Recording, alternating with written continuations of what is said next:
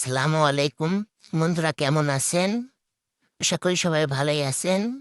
আলহামদুলিল্লাহ আমিও ভালো আছি। তো আমার স্বামী সারাদিন ডিউটি করে এসে বলল, আমাকে একটু গরুর মাংস রান্না করে খাওয়াও। তো মনে মনে তখন আমি রাগ হলো আমার তখন। যখন রাত ১০টা বাজে এখন গোশ রান্না করব। তো আবার মনে মনে ভাবলাম সারাদিন ডিউটি করে কত পরিশ্রম করে শুধু তো গোশই রান্না খাইতে চাইছে। এটা ভেবে ফ্রিজ থেকে গোশ নিয়ে রান্না করতে আসলাম। শখের জামাই যখন যেটা বলে করতে ইচ্ছা করে, ভালো লাগে যে সারাদিন আমাদের জন্য কত পরিশ্রম করে সে। তার জন্য যদি একটু না করি তাহলে কেমনটা যেন মনের ভিতরে লাগে। মনটাই চায় জামাই যেটা বলুক সেটাই করে দিই।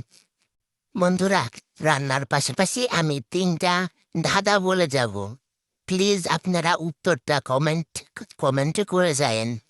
মানুষের কোন হাতে আঙ্গুল থাকে না? ২, কোন ফল সারা জীবনেও পাকে না? ৩, কোন জিনিস ভাঙতে হলে কথা বলতে হয়? প্লিজ বন্ধুরা কমেন্টে উত্তরটা দিয়ে যাবেন। পড়ছে তো হালকা বৃষ্টি, ভালোই হবে গোশ রান্না আর গোলা রুটি। খুব মজা হবে আজকের রাতের খাবারটা। দোয়া করবেন সবাই। আমার স্বামীটাও না বন্ধুরা শুধু ভাজা বুড়া খাতে ইচ্ছা করে তাকে।